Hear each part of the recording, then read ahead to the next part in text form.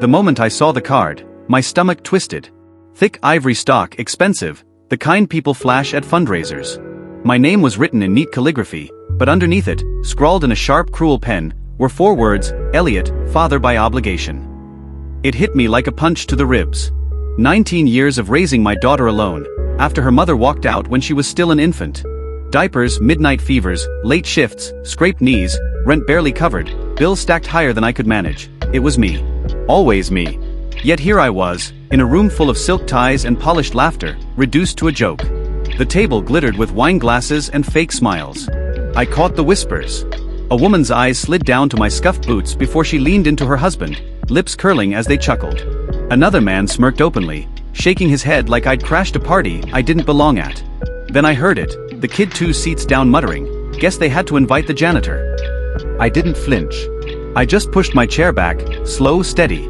I didn't want a scene. I didn't want to know who wrote the card. I wanted out. Across the room my daughter, Clara, was radiant in her dress, surrounded by her new in-laws, laughing at some toast. She looked so happy, so at ease. Maybe that was my answer. Maybe I really didn't belong in her world anymore. I turned toward the exit. No goodbyes, no explanations. Just a quiet escape. But then the music stopped. The mic crackled. The chatter died. I turned, and Clara stood in the center of the dance floor, barefoot now, gripping her fiancé's hand like she was holding him hostage. "I'm done," she said. Her voice didn't tremble. "We're leaving."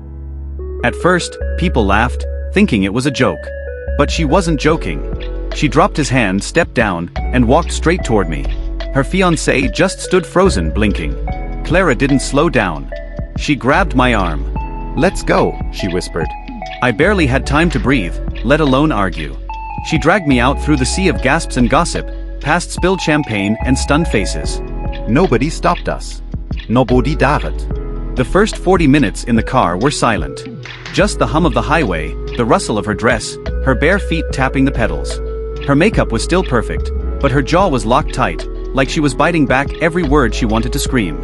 Finally, she exhaled. "I saw the card before you did," she said. "Last night. At rehearsal dinner. I needed to see if they'd go through with it. I starret et her. And they did." She nodded, reached into her clutch, and pulled out her phone. A video played. The groom's father, glass of scotch in hand, sneering. The guy's a glorified handyman. Barely above Section 8. So Mione Laukhet. The groom's mother corrected. He's a janitor, not a handyman. Let's use his proper title. More laughter. Then the camera shifted. Her fiancé, smirking. Can't wait until she realizes she could have had her real dad walk her down the aisle. You know, the one who didn't mop floors. I went cold. My chest burned, not from shame, but fury. Her real dad. The man who vanished before she could even crawl. Clara's eyes stayed forward. I told them who raised me. They didn't care. Why didn't you tell me? My voice cracked. Because this wasn't just about me. It was about exposing them for who they really are. I wanted to argue, but she reached into her bag again. This time, a thick envelope dropped into my lap. Inside, legal papers, filings, contracts. I never signed the prenup, she said flatly. Had my own team review it. Sent revisions. They ignored me. It's invalid. I blinked at the documents, the airtight signatures, the timestamps. She smirked faintly. I've had a lawyer since February. And that's not all. Another folder. Another reveal.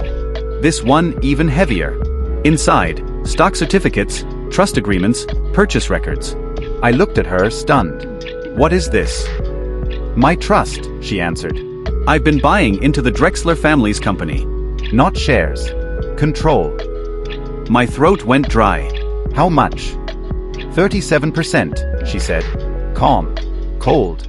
And with the allies I've lined up, we've got quorum. They're about to choke on their own arrogance. I couldn't speak.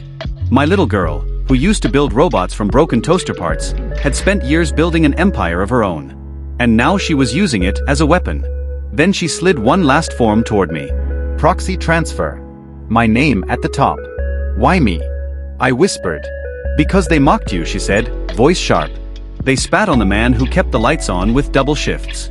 The man who missed sleep, who missed meals, who missed his own life so I could have mine. Now, they answer to you. I stared at the pen in my hand, my reflection warped in the glossy table. Then I signed. When Thursday came, we walked into Drexler headquarters together. She in command, me in a suit I didn't feel I deserved. The boardroom froze the moment we entered. Their patriarch barked that I wasn't allowed. Clara cut him off without blinking. Read the bylaws. I'm an executive. And so is my proxy. I watched their faces crumble when the documents hit the table. One by one, allies raised their hands. Majority. Motion passed. Alan Drexler's legacy dissolved in front of him. His son, her ex-fiancé, sat mute, pale as paper. Clara didn't gloat. She didn't raise her voice. She simply said, this was never about love. It was about legacy. By the time they named me interim chair, my hands were shaking. Not from fear, but from the weight of it all. Pride. Rage. Vindication. When we stepped out into the sun, Clara looked at me and grinned. Nice suit, she said. Nice takedown. And in that moment, I realized something I hadn't allowed myself to believe in years. My daughter didn't just inherit my grit, she magnified it. She didn't need saving. She came back to save me. Tell me, if you'd been in my shoes, would you have signed that proxy? Or would you have walked away?